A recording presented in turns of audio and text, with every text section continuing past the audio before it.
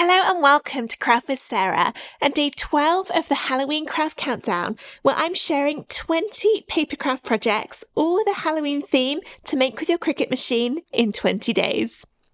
Today's project are these lovely dimensional greetings cards. They've got lots of depth to them, as you can see as I turn it round, because the shapes on the edges fold outwards to give it a little bit of fun.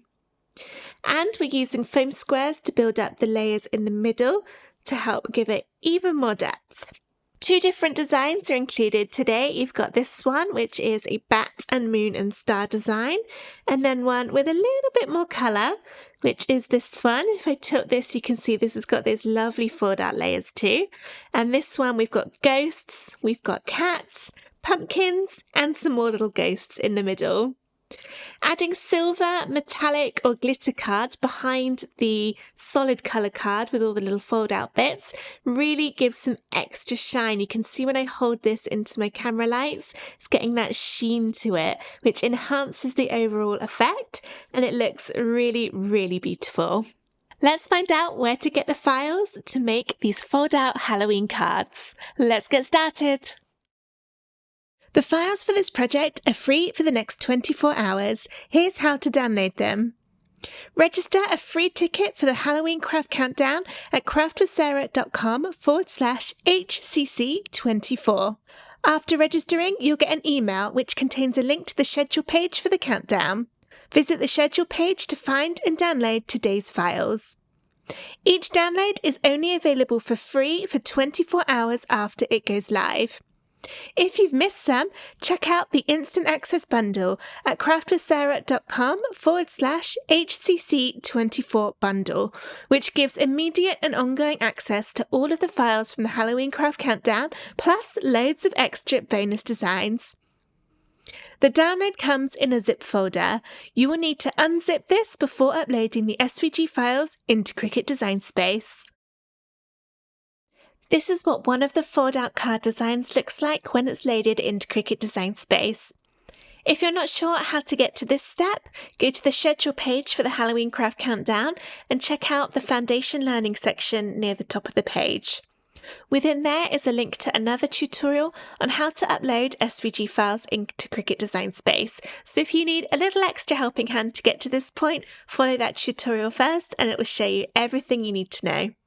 For this section of the video, I'm showing you with just this card, but if you use the other design with the yellow and black bats, it works in exactly the same way. So everything I'm about to show you with this one, you can follow along with that other card. It should load in at 11.5 inches wide and 5.75 inches tall. This will make a finished card that's 5x75 by 5x75. This is perfect for fitting into a pre-made 6x6 inch envelope, or you can make your own envelope. I've got some free envelope SVGs which you can use to do that. I'll drop the link to that tutorial in the description of this video, or you can also find it in that same Foundation Learning section on the Halloween Craft Countdown schedule page. That tutorial contains both a rectangular and a square envelope, and I show you how you can size it to make sure your card is definitely going to fit inside, and even how to write your addresses or names on the envelope using Cricut pens. But for now, back to this Halloween card. These cards do load in ready to cut, so if you wanted, you could just click make straight away and start cutting everything out.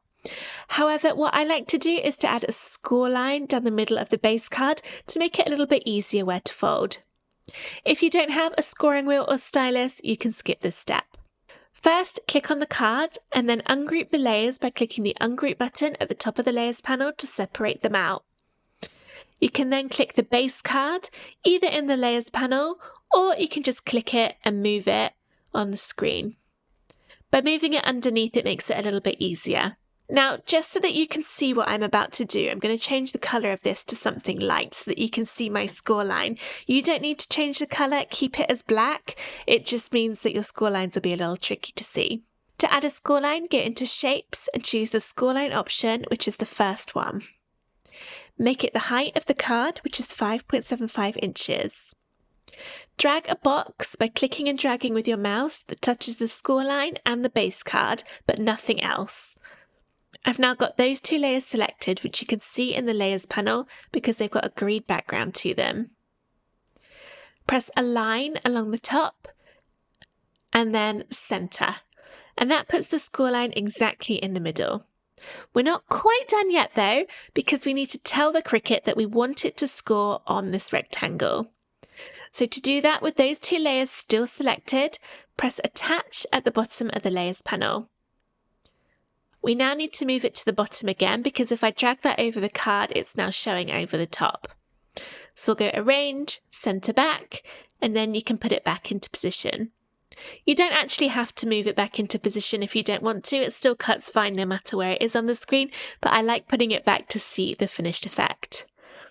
And then just so this looks more like yours, I'll put that back to, that's a dark grey, but actually I'll probably cut it from black. So you see when I did that, those score lines look like they've disappeared now because it's showing them as black on the design and then there's a black card, but they are still there. You can see if you look in the layers panel, you can see that score line. And this would now be ready to cut. So I'm going to go and press Make, and this will separate out all the different colours. You can change the paper size in the drop down here. And let's do that on one with a few more pieces. You can then click and drag to move things about. And I think if I'm using A4 paper, I am going to need 2 sheets because that one is just a little bit too big to fit on there. But this small one I'll try and move so that I can save most of this sheet of card for another project another day. To move things to a different mat, click the 3 little dots and then Move Object. Choose the other mat of the same colour and confirm, and then that will move it on, so I can just drag that down there. And now when I cut into this second sheet, I'm still going to have loads left over for another project another day. Get everything looking how you want it to on all the different colours, and then press continue down on the bottom right to connect to your Cricut. Follow the on-screen instructions to get everything cut out from your cardstock. If you're using glitter, metallic or holographic card for the background layers, which is the ones that show up in this grey, then they are normally a little bit thicker than regular cardstock. So you might find that perhaps your Cricut doesn't cut them all the way through on the first go. If you've got one of the Explore or Maker models, or the Maker 3, Explorer 2, 3, all of those ones, the larger machines, you can send your mat through again once it's finished cutting if it hasn't gone all the way through. So just check before you eject the mat to see if it has cut, and if it hasn't, you can press the Go button again and it'll repeat the cuts in exactly the same place, which will probably cut through. Unfortunately, you can't do that if you've got the Joy or Joy Extra because it doesn't give you the option to recut. Another thing you can do is to change the settings so it's a deeper cut, and this is what I tend to do when I'm using holographic card. I use the craft board setting to cut it on, and that's craft with a K, and I find that that actually goes through every single time. So those are just a few different options for if you are trying to cut a bit of a thicker material than what you're used to. So go ahead, get everything cut out with your Cricut, and then we'll see how to put together these Halloween fold-out cards. Here are all the pieces of this card cut out. I have also cut out the other one. I'll show you how to do that one afterwards. I've used a silver effect card for the backing layers, so it's got a little bit of a subtle shine to it. You can see when I hold it into the lights, it's getting that shine. The first thing to do is to fold up all of the little pop-out effect bits. We'll start with the top. I've done 2 of these little ghosts already. Is my camera going to focus? There we go. So you can see they sort of roll in to make that little 3D effect like they're coming out of the page. So to do that, it's a little bit tricky and you need to try very hard not to tear your paper by being a little bit over eager. But I found the easiest way to do it is to get 2 of your thumbnails underneath each of the little hands of the ghost, or do it between a finger and a thumb on one hand, and then just kind of pinch the middle of the belly together and roll it between your fingers. And that gives you that effect. And don't worry if this appears too 3D, and dimensional at the moment. We can flatten it out a bit once it's stuck.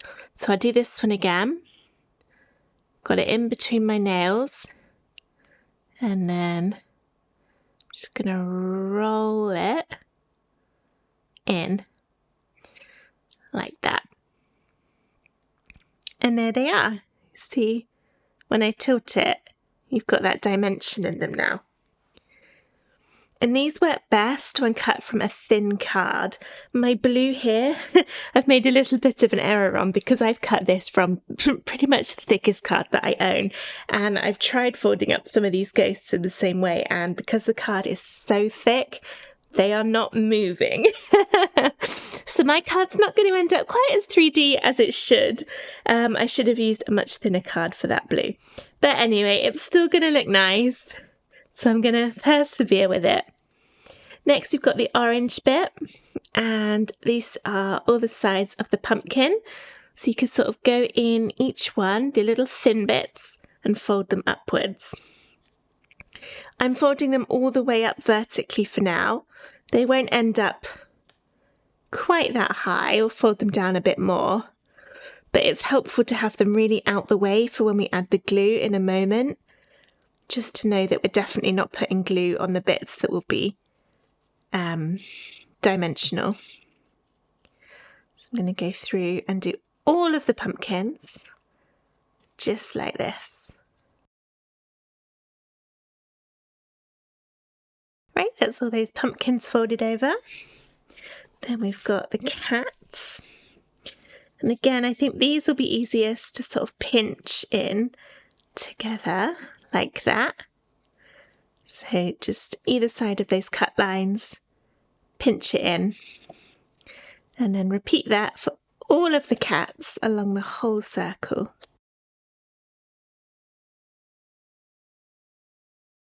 Done.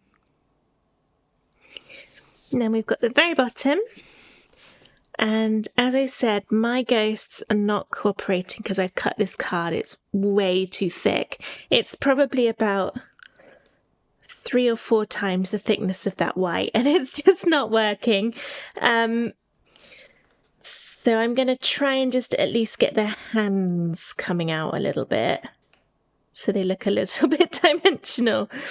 But yes, this was not a good card to choose for this particular design. But never mind. I think they'll still look cute with their little hands coming out. You can see that. Okay, there we go. That's those. And then you've also got your base card. So fold that in half along the score line. If you've got a brayer tool or maybe a scraper tool, just go down that fold line, get it nice and crisp. And now we can start sticking everything together. We've got these pieces first, so I'll start with my silver base piece, which will be glued onto the card.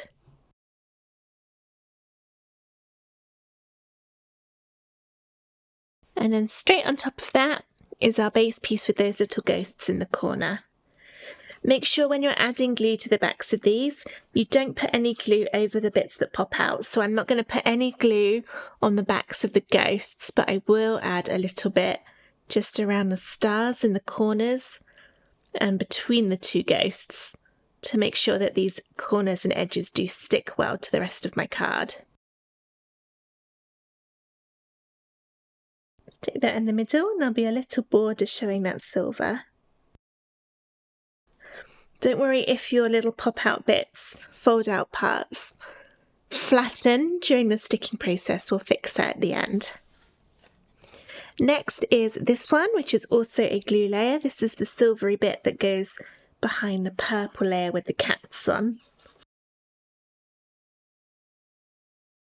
Doesn't really matter which way around you put it. There, I've said that, and now actually some of the bits do stick out a bit further than others, so just position it sort of how you want it to go so that you can still get all those ghosts in there.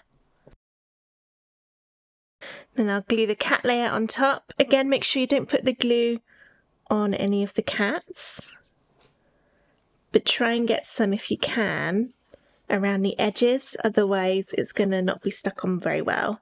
So I'm going to just try get my glue around those very, very thin bits.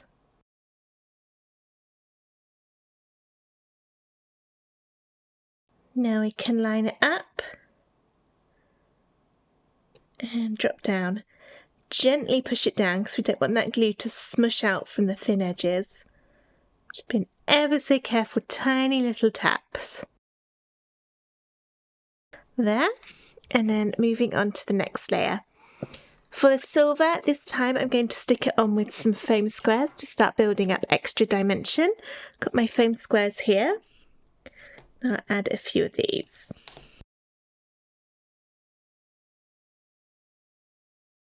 Put this one in.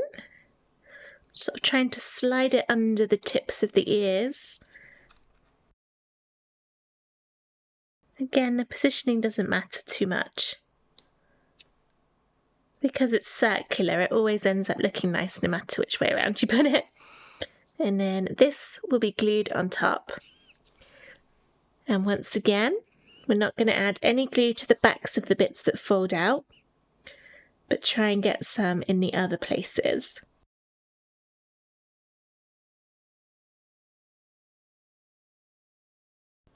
There. And then one more. Got the backing for those little ghosts. Just a couple of foam squares this time. Put that one there. And then glue on the back of here.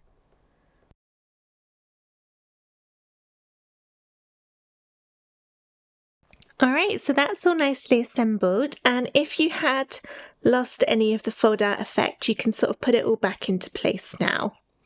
It will flatten out if you put this in an envelope, but it will come out a little bit when it's taken out the envelope, and then someone could sort of go through and fluff the edges up again if they wanted to.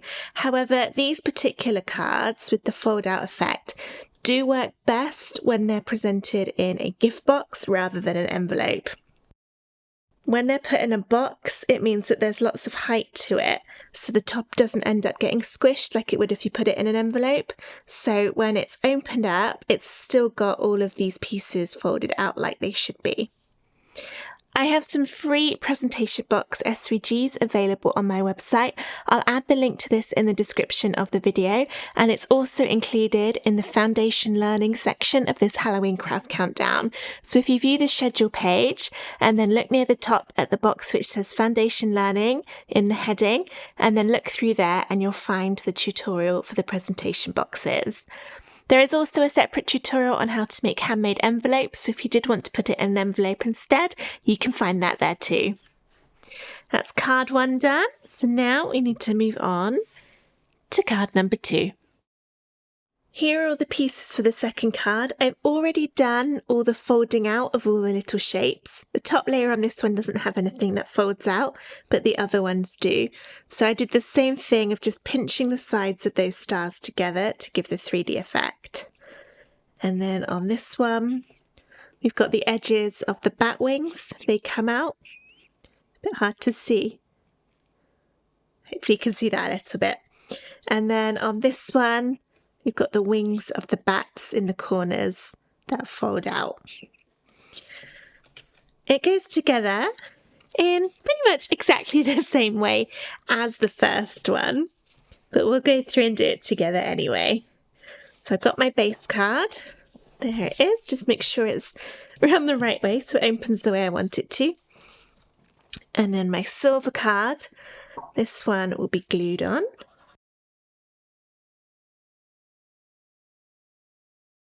On top of that, we've got the background with the stars in the corners.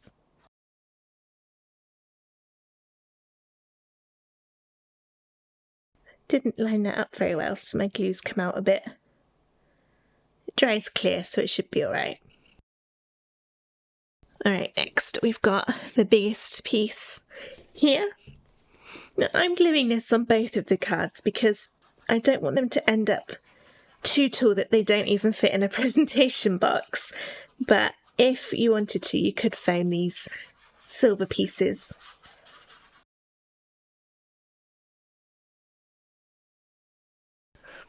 And then there's the back layer to go on top.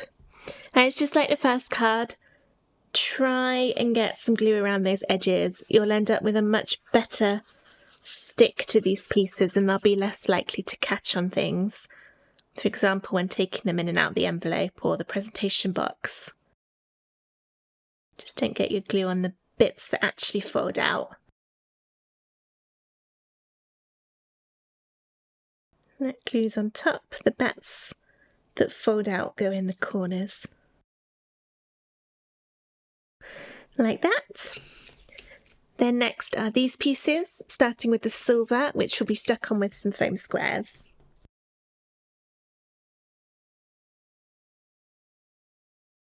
Okay, it's right in the middle. There. And then we've got the other bats to glue on top. Now this one is a little bit thinner than the others around the edge.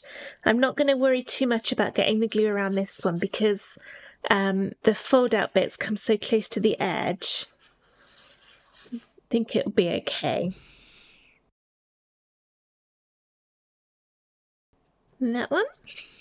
Then the third one, which is the yellow and the silver behind it. So add the silver on with some foam. This card has one more level than the first one we put together. So it will be a little bit deeper with one more layer of foam squares. Trying to decide which way around to put it. Doesn't actually matter. There. And then the yellow to glue on top. This one's got a thicker edge, so it's going to be easier to get that glue. This one you need to be a little bit careful you're putting it round the right way. The sort of bobbly bits that have 4 bubbles on them, that's where the stars go. And then the ones that just have the 2 little shapes is for the moon. And last but not least, smallest piece. If you're worried about the height on your card, you could glue these 2 instead. Which way around should I do it? I think that way works best, because there's a little bit more room on those moon pieces. And then the bats to be glued on top.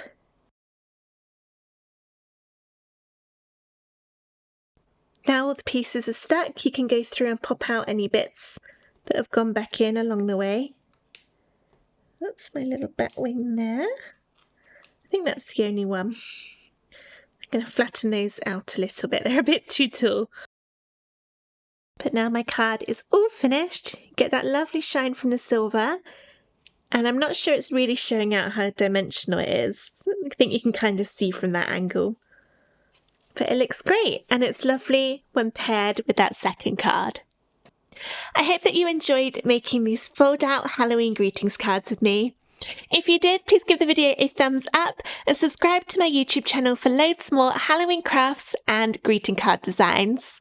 I hope to see you back again tomorrow for day 13 of the Halloween craft countdown. But for now, thank you so much for watching. Bye!